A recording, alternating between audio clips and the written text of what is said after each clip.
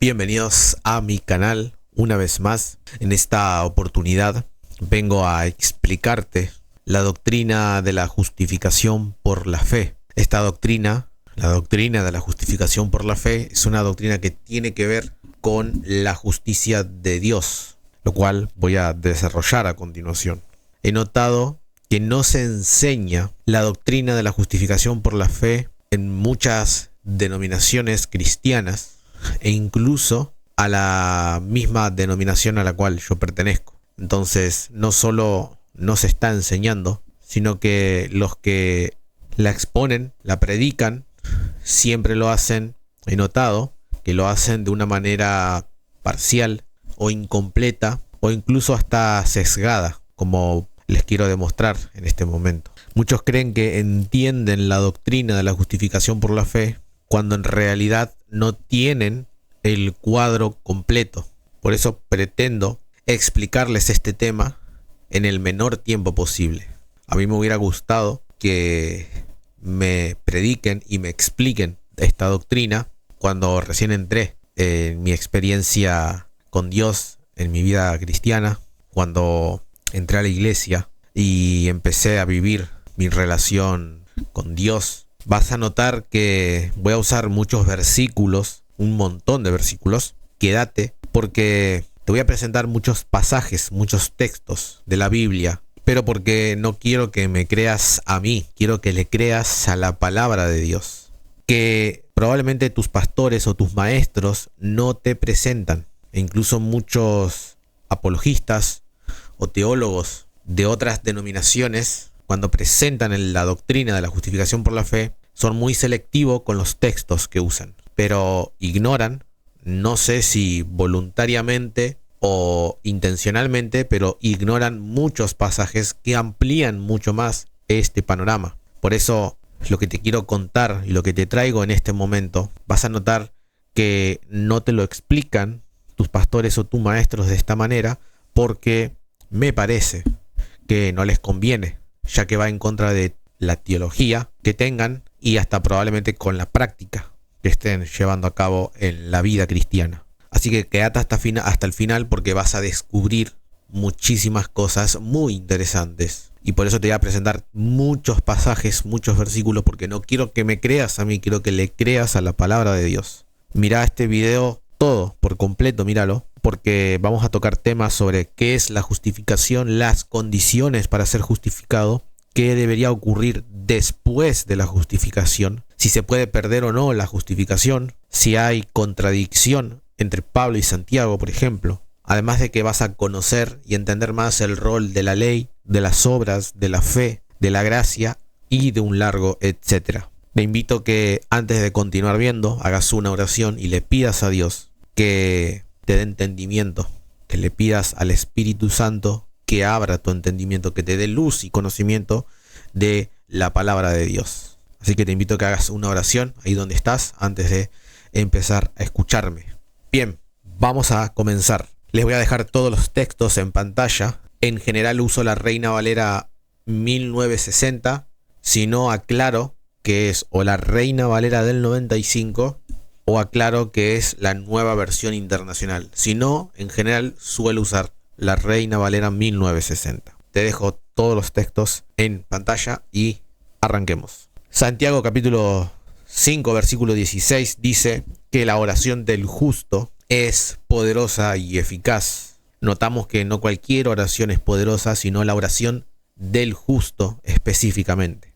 Primera de Pedro capítulo 3 versículo 12 dice: porque los ojos del Señor están sobre los justos y sus oídos atentos a sus oraciones. Notamos una vez más que el Señor, si bien tiene la mirada en todos los que claman a Él, los ojos específicamente del Señor están sobre los justos y sus oídos atentos a sus oraciones. Y en una oportunidad, nuestro Señor Jesús dijo en Mateo capítulo 25 versículo 46: e irán estos al castigo eterno y los justos a la vida eterna.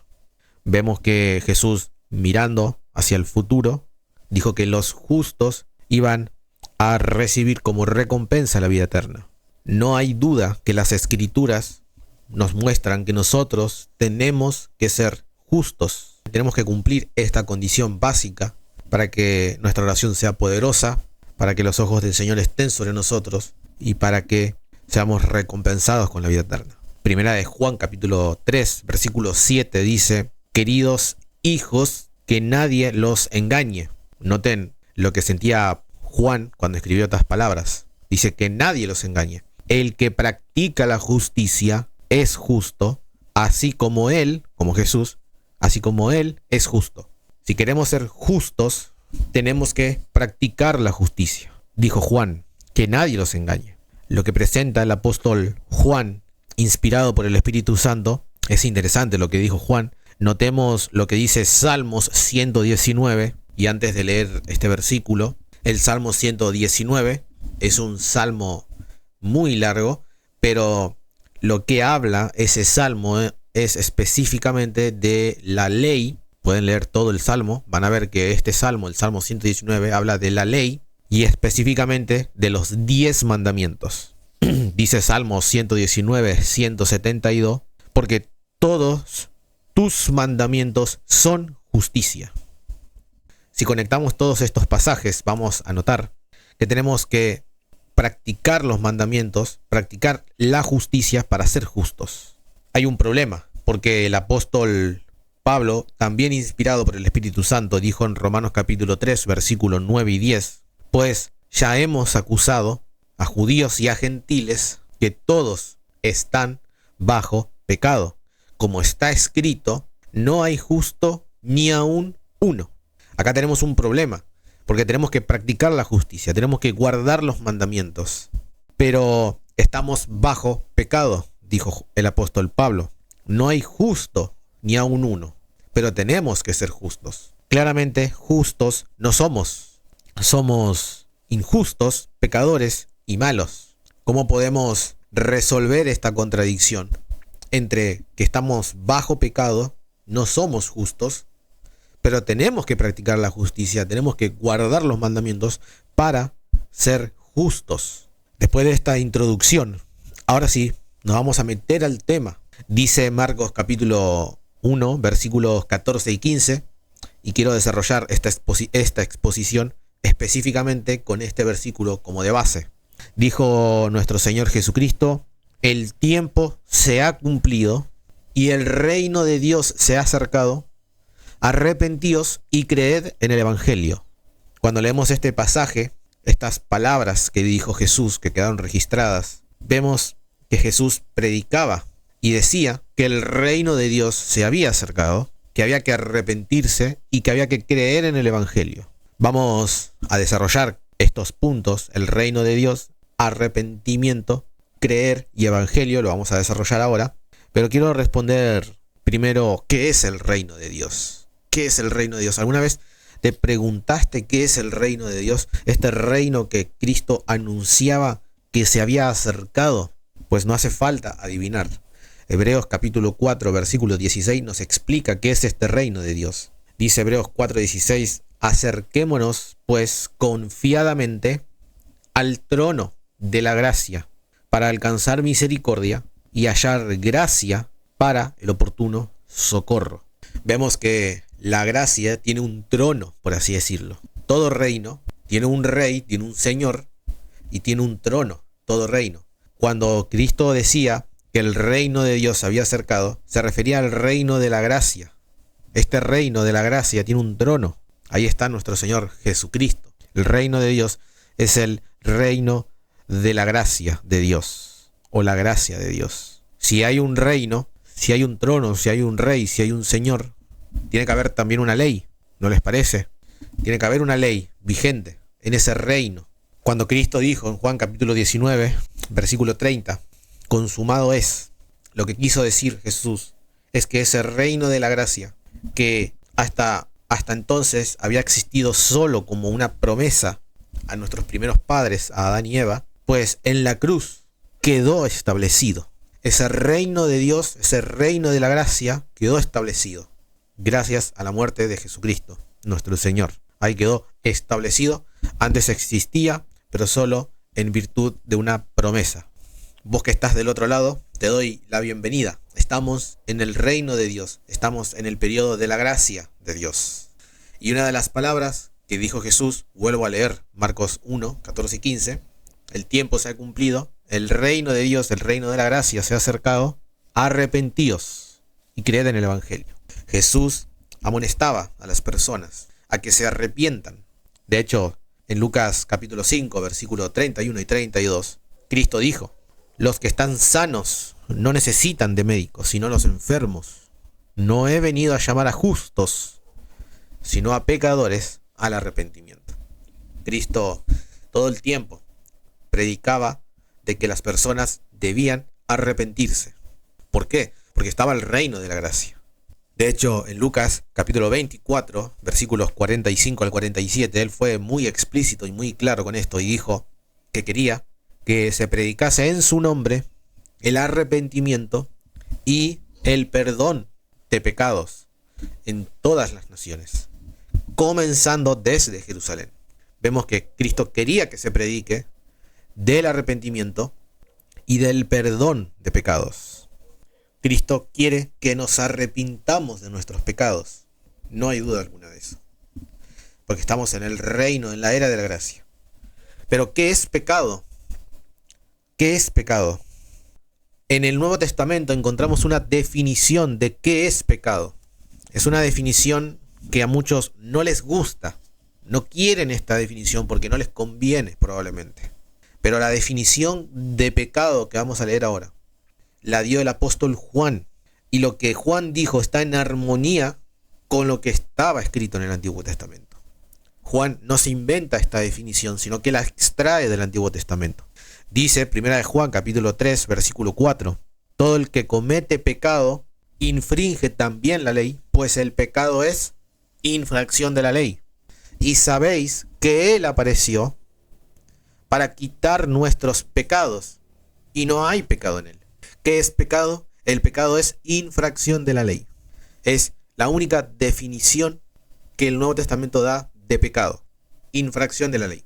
Si no te gusta esta definición, si no la querés a esta definición, no te enojes conmigo, enojate con el apóstol Juan, que inspirado por el Espíritu Santo dijo estas palabras. Y vemos que Jesús apareció para quitar la ley. No.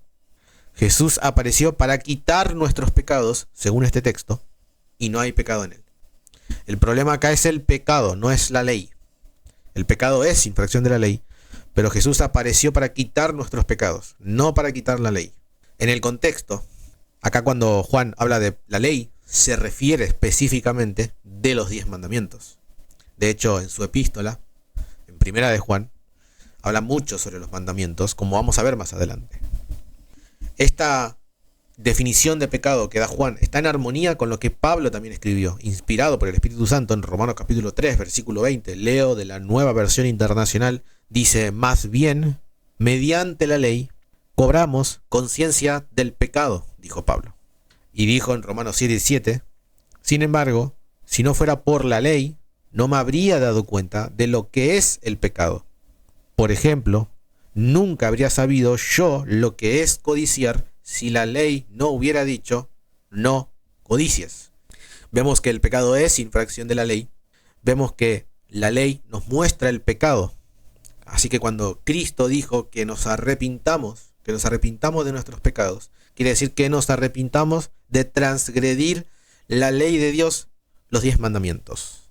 Romanos capítulo 7, versículos 12 y 14 dice, de manera que la ley, a la verdad, es santa y el mandamiento santo, justo y bueno, porque sabemos que la ley es espiritual, mas yo soy carnal, vendido al pecado. El apóstol Pablo, inspirado por el Espíritu Santo, dejó registrado que la ley es santa y el mandamiento santo, justo y bueno. El problema no es la ley, el problema somos nosotros, dijo Pablo, que somos carnales vendidos al pecado. Ese es el problema. La ley es espiritual, nosotros somos carnales, no somos espirituales. Estamos vendidos al pecado. El problema acá es el pecado. El problema acá no es la ley, el problema es el pecado que Dios quiere resolver. Y nuestro mayor problema es la carne, es el corazón. Jesús habló de esto, dijo en Mateo capítulo 5, versículos 27 y 28, ustedes han oído que se dijo, no cometas adulterio, pero yo digo que cualquiera que mira a una mujer y la codicia, ya ha cometido adulterio con ella en el corazón. Vemos que el mandamiento de la ley, el séptimo mandamiento, dice, no cometerás adulterio. Jesús dijo, si ya mirás a una mujer, si ya la codiciás en tu corazón, ya pecaste, dijo Jesús. ¡Wow! ¡Qué profundo que es la ley! Entonces la ley no era para hacer de ella una obediencia externa, sino que era para hacer de esa ley espiritual una obediencia interna del corazón. Quizás nunca cometas adulterio, nunca concretes el acto de adulterio, pero sí pienses, sí codicies al sexo opuesto. Entonces ya pecas con el pensamiento, en el corazón. Somos carnales y nuestro problema, lo que te quiero decir, es que nuestro problema está en nuestro corazón. Jesús lo dejó muy en claro en Mateo capítulo 15, versículo 19, porque del corazón salen los malos pensamientos, los homicidios, los adulterios, las inmoralidades, la inmoralidad sexual, los robos, los falsos testimonios y las calumnias. Jesús fue muy claro con esto. Del corazón salen todas estas cosas. El problema no es la ley, el problema es nuestra carne y nuestro corazón. Somos pecadores, somos malos por naturaleza. Tenemos esa tendencia al mal, pero la ley nos muestra el pecado, lo que está bien y lo que está mal. Ella es santa, nosotros somos impuros, somos sucios. El problema no es la ley, el problema somos nosotros. Pero Jesús dijo que teníamos que arrepentirnos de nuestros pecados. ¿Qué es el arrepentimiento entonces? Una historia ilustra qué es el arrepentimiento genuino. Juan capítulo 8, versículos 10 y 11 nos relatan la historia de que líderes religiosos traen a una mujer y le dicen a Jesús que tenían que apedrearla porque eso mandó Moisés. Esa mujer había sido sorprendida en adulterio y tenían que apedrearla. ¿Pero qué decía él?, le preguntaron a Jesús. Y Jesús escribió en el piso y dijo, el que esté libre de pecado que le tire a ella la primera piedra. Pero nadie se la tiró, todos empezaron a ir. Y dice Juan capítulo 8, versículos 10 y 11, entonces él se incorporó y le preguntó, mujer, ¿dónde están? ¿Ya nadie te condena? Nadie, Señor. Jesús dijo, tampoco yo te condeno. Ahora vete y no vuelvas a pecar. Jesús le dijo, vete y no vuelvas a pecar. Eso es el arrepentimiento genuino, es no volver a pecar. Eso es lo que Cristo quiere al venir a establecer este reino de gracia. Quiere que no vuelvas a pecar, quiere que te arrepientas, quiere que te conviertas. En Hechos capítulo 3, versículo 19, Pedro dijo, así que arrepentíos y convertíos para que sean borrados vuestros pecados.